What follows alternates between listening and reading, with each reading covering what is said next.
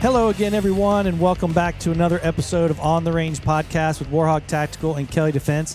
I am Mark Kelley with KelleyDefense.com, and joined with me, as always, is my co-host and friend from Warhog.com, Rick Hogg. How's it going, buddy? Man, Mark, it's going great. Super excited about today's guest. So we got Seth from Hornady. I'm going to throw out a little bit just behind the scenes so you guys are tracking. So we've been doing a couple different overviews of the Springfield Armory Echelon. And then Seth sent over some fantastic Hornady ammo.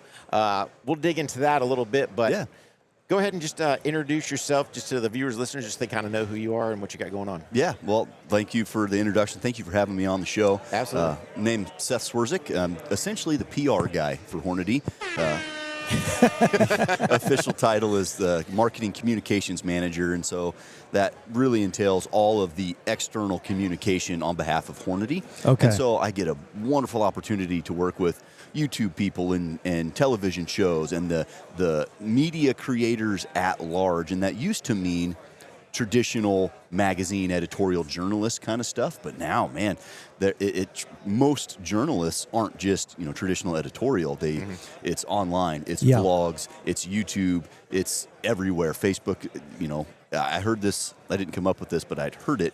Someone said, "Well, where do you find your news about the industry?" And their response was, I don't. It finds me where I'm at. And that's, really where we're at as a society. And that's what I get to do for the day-to-day is work with the media as a whole. And it's really been enjoyable. Been at Hornady for 13 years. Started as a technical guy working in the tech division.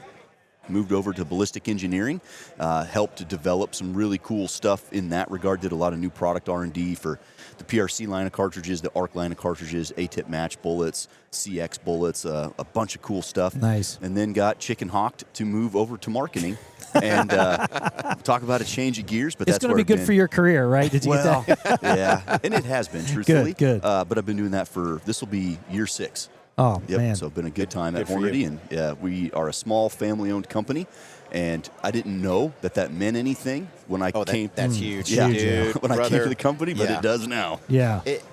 And I'm glad you brought that up, right? Because from my standpoint, working with a bunch of different manufacturers, companies out there, to me, the family-owned, even though you're a big company, right, you're still small in that aspect of being the family-owned. You're more niched. Easier to work with. Oh, yeah. Right? Where some of these other companies, you try to work with them, and you're sitting there smashing your head against a wall. Yeah, they got too many rungs on the ladder, and you can get to a certain rung, but when you need the next rung, it can be hard. But it's like, hey, I want to help you with your product. So besides the firearms training stuff, we also write. We also do other things. Podcast, stuff like that. You're trying to help them get the brand out there. No. Yeah. You're like, okay, dude, that's cool. And what I hear from other folks in the industry that I work with who work with other PR guys at other companies, if they would just say, no, we're not interested, we're not looking for that right now, that would 100%. be 100%. No's thank you, right? Yes. No means thank you. Yeah. But we can shut the deal. Yeah. Most of the time it's non-responsive. Yeah. And it's like, I'll look into it, and then you never hear anything. Yeah. And not into that. Crazy. A cool part that, you guys would appreciate, and Rick, you kind of brought it up, being, family-owned is great. To go one step further, also one thing that I did not think would matter at all. I didn't think it would even be a thing we'd be talking about when I started at Hornady in 2013. We are American-owned. Yeah. Huge. And there are not that many big ammo companies left that are owned here in America. No. And to me, that sounds like that sounds like a problem, is what that sounds like. National security problem. Dude, it's a huge problem. Yeah. Right? If we look at our country, we've kind of shifted everything where we don't have control. Now, let's look at China virus. Yeah. Things shut down. Oh, you might manufacture the projectile powder. Well, now you need your primer from somebody else. You might need your cases from somebody else. Yeah. Oh, you can't get them? What do you got? You got nothing. Yeah, right? It's a problem. And that's a good question. How did that evolve after that situation? Because we all heard it. The prices skyrocketed. The availability dropped. Yeah. What changes came out of that? Actually, some pretty good changes, truthfully. I'm hoping so, yeah. And a lot for us, anyway, being, in the world of big ammo manufacturers, we're still the little guy. Now, we have huge market share, which is great. And, that's very rewarding, but we're still the small company. And for us, it was streamlining. How do we engineer into the process ways that make it more efficient and better. Truthfully, that is what came of that whole virus and all of the craziness that happened. For us, we had to find ways to make this, to have less scrap rate, and we ended up finding ways that we could engineer into the manufacturing process that not only do we end up with the same or even better quality of product, we end up with more of it. Wow. And that was pretty darn cool. So just through efficiency, all that stuff improved. Yep. And wow. we make our own brass. We make our own projectiles, obviously. Propellant is obviously sourced. There is really only one domestic powder manufacturer, but we lean on them real heavy. Yeah. And so that just kind of fixed. And then we do make a small amount of primers, which we don't really advertise because we don't have the capacity to make all that we need. Yeah. So we lean on some of our friends in the industry for that. But finding ways to make the little bit go a long way. Yeah. It was super helpful. So we invested heavily. That's one of the things, being small and family owned. We have no debt, period. And so when it was time to hey, if we bought these machines and brought in these operators, and instead of buying this much, fill in the blank, copper, lead, etc., well, if we bought this much, we'd have a little cushion, and we could, feed these machines, and we could bring in, extend that second shift. And we just found ways to make more and truthfully make better. And you never want to have to grow a company that way. Yeah. That's not a sustainable way to grow. But it did grow the company pretty significantly. And where other vendors had to pull back, and there was holes on the shelf, literally, just Hornady just replace those holes. We'll take your shelf space. Yeah. Thank you. So, that's when you go, thank you. Yeah. Thank you. So it did turn out, for the better. But man, that pricing in copper and lead, it record high. I mean, we used to get worked up when it was $3.80, $4. Yeah, the last time I looked at copper, it was like $6. Yeah. Wow. Over 5.5, and it's that's tough. And that's what the consumer doesn't understand sometimes, right? So they see this big price increase, and then next thing you know, people are price gouging. It's like, dude. Yes, they are. Well, they are, but they aren't. I mean, when materials go up, I'm sorry. We can't keep ammo if you want to say pre-virus prices. Right. It's just not there. Yeah. That's true. But I don't think the industry does a good job either just going, hey, man, lead's up X amount. Copper's up X amount. Brass is up X amount, right? Sorry, guys. It's just, it's business. We still got to keep the lights on. We still got to pay our employees. Right. It's just a little bit of education. And I don't think we as an industry do a good job kind of articulating that point to people, because then people just get pissed off going, why is it so expensive? That's why. That's what, And I think you're right, Rick. We live in an echo chamber. When you're in the industry, this is our echo chamber, and we just assume everybody knows that copper is X amount of dollars and lead is X amount of dollars. Yeah. And I think there's a disconnection there where the average consumer and even the hardcore enthusiast that is competing and is involved and is reloading and doing a lot of training, even those guys, a lot of them might not be following those numbers and see oh, wow. And then I think there's another disconnection where people see copper is expensive, and it's used everywhere, right? So when there's more buildings and there's more construction going on, you're using a lot of copper. Yeah. They hear copper and people think bullet jackets. Okay, yeah, there's copper in bullet jacket. Well, brass is an alloy of copper and zinc. Yeah. There is a ton of copper in your brass cartridge case, which is why that costs so much. So there's that kind of disconnection. And then another thing that people don't understand, because again, we don't advertise this. I can't speak for any other ammo manufacturer, but I can speak for Hornady.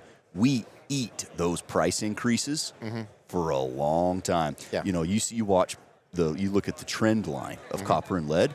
Look at our last, significant price increase. We'll call it 5%.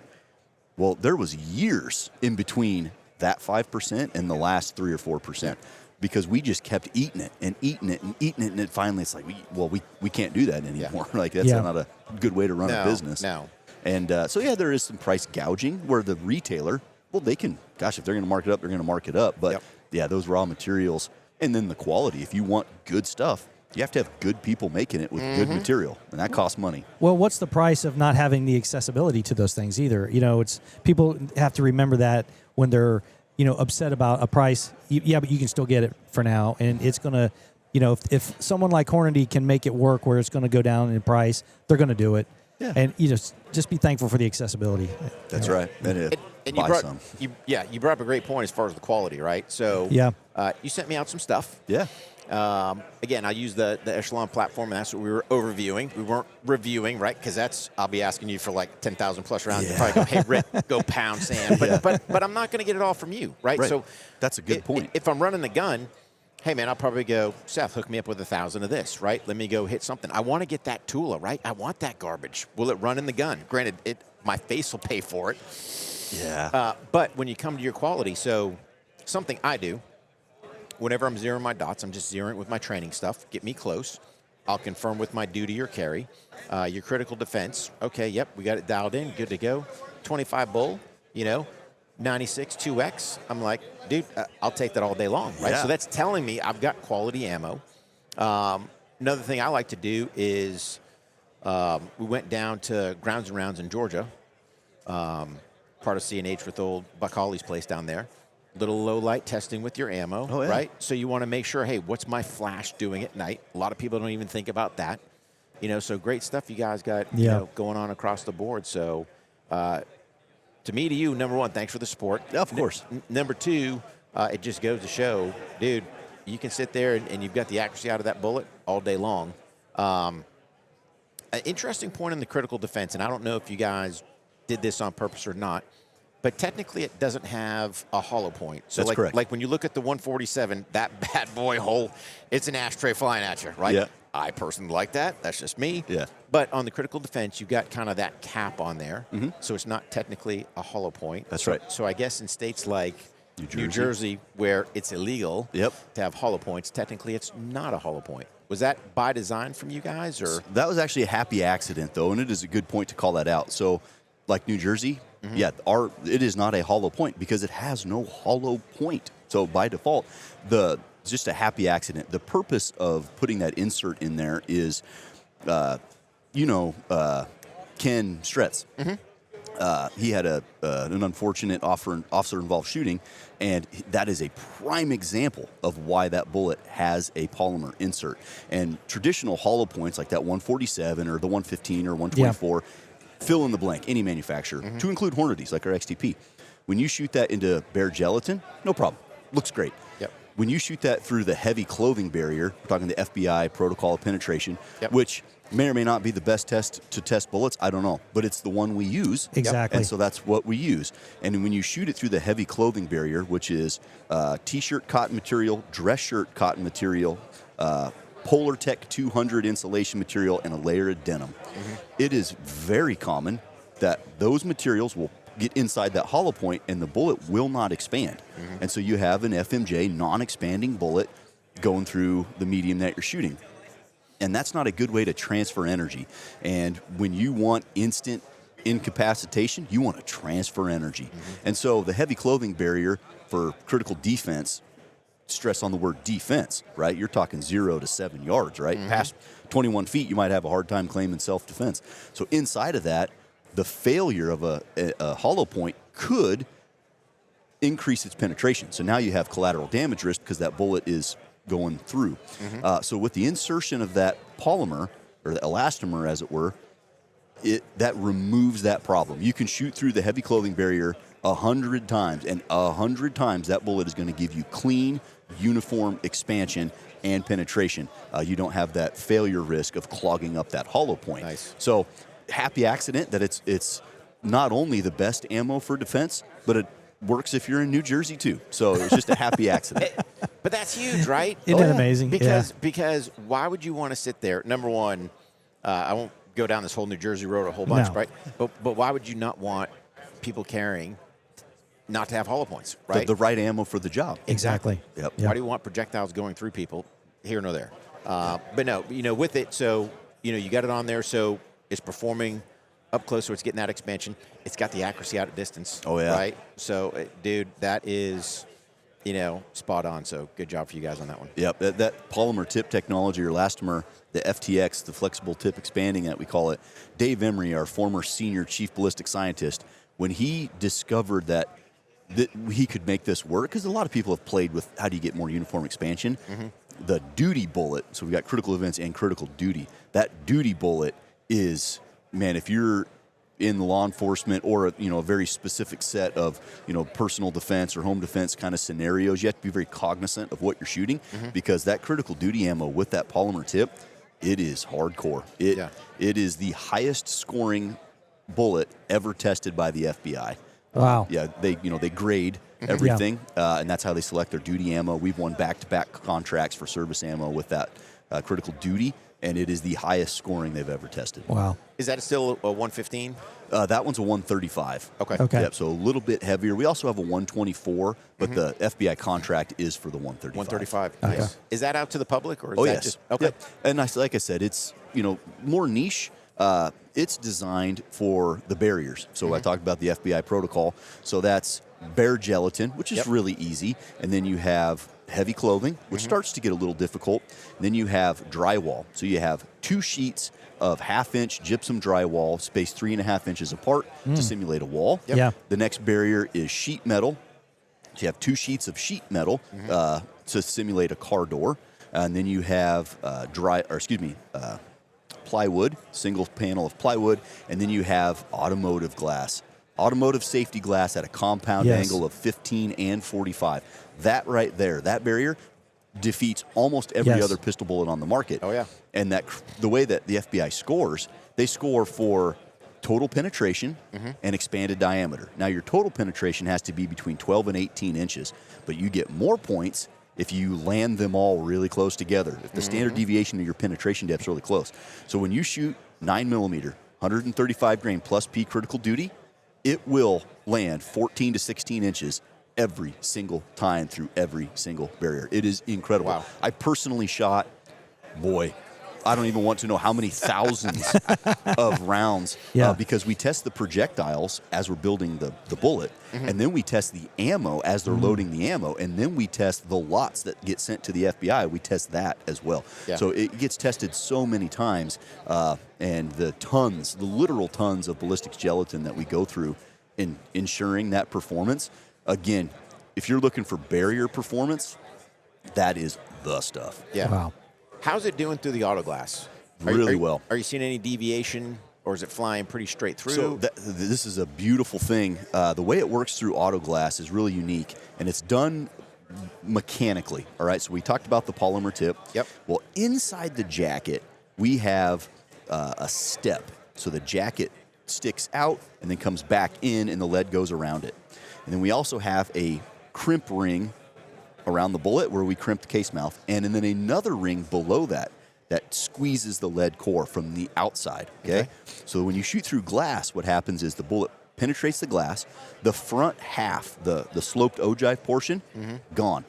Completely eliminated from the bullet. So now you have just the bearing surface and 2 mechanisms squeezing that thing together. So you have really straight and consistent penetration depth because the whole front half of that bullet's gone. And the reason you get weird, like banana-shaped penetration is your frontal diameter is extremely asymmetric. You've got a big chunk hanging off here. Well, that creates drag through the gel. And so that aspect of getting the front half of that bullet, as soon as it comes through the glass to leave the bullet, it is incredible. And I've had the chance to speak with several law enforcement officers who have had to shoot either through their own car window or through someone else's. Yeah. And they went home that day shooting critical duty, and that feels pretty good. I want to drive a point home. So I'm not a super big fan, unless it's absolutely necessary, right, to shoot through your own auto glass. Yeah. I think you run some risks to yourself. Most officers aren't wearing eye protection, so all that, as soon as you shoot through the glass on the inside, you get all this glass shards going there. Fine dust, too. Exactly, right? Yeah. I'd hate to put myself out of the fight. Yep. But then we also forget, if he's right there in the front of my car, I have this 3,000-pound bullet. Step on the gas. Whoa. Right? Yeah. Right. But here nor there. I'm an advocate. Hey, if you're in your vehicle and if you can shoot the V, so basically between the A-pillar and the door, hey, man, that's clean, right? My projectile is going somewhere. But I also see from the reverse side, it's nice to know, hey, if I am on a stop, I do have to shoot through that glass. I'm getting clean penetration to that threat versus, hey, it's hitting doing what? And who knows? Anyone that tells you, oh, well, you shoot this way, it's going down, and this way it's going out. dude, Yeah. ain't no way, No. right? You're full of crap. There's too many variables to it. But just to know, hey, you're getting that clean penetration, that is absolutely huge. One less thing removed from my doubt mind, because most guys have never done it day of, hoping for the best. Yeah. But hey, I need rounds on target to stop that threat. Yeah. So I can't imagine being in that scenario, but like I said, it does feel good. There's a very small team at Hornady that makes and tests the critical duty line because of how important it is. Yeah. And any time that you get a chance to speak to somebody that not only just carries it, but unfortunately had to use it, Yep. it makes you really appreciate what you're doing. 100%, man. Yeah, I mean, in order to get those results, you have to have that R&D in there, and you have to have the testing. Yeah. It sounds like you folks did a heck of a job. What website should they go to check out your stuff? So we've got Hornady.com. That's just our standard catch-all, www.hornady.com. For the law enforcement officer, for the military guys that may be listening, we have a separate website that we really don't talk about at all, but your crew might be, more into this. It's HornadyLE.com. Okay. And the Hornady LE, we have a big chunk of data of all of our LE rounds. Thank you. That Yeah, are specific yeah. and only available to law enforcement or military. That's Yep. a key. We can talk about that if you want. But we have the gel testing of every load Huge. that we have in there so you can see how Yep. it performs. Wow. That's big, right? Because a lot of guys, they're doing their own willy-nilly testing, Yeah. right? And No standards. No. And it's nice when you can sit there and, hey, you guys have already done it. And here's the thing. When you can sit there and go to a company like you guys who are reputable, who have quality stuff, go, yep, here's the testing conducted, here's what it's doing. Yeah, thanks for that. Yeah, there's a lot of businesses out there that don't pull up their skirt like that. No. And and there's a reason why, Sure. So, unbelievable. Yeah. Well, we appreciate you being on the show today. Of course. Fantastic job. And all for you viewers and listeners, make sure you check out the Firearms Training Notebook and check out the crew over at otrcrew.com because, Rick, the show always continues with that bonus content on the crew members page. For the rest of you guys, don't forget, train hard, stay safe, and we'll see you on the range.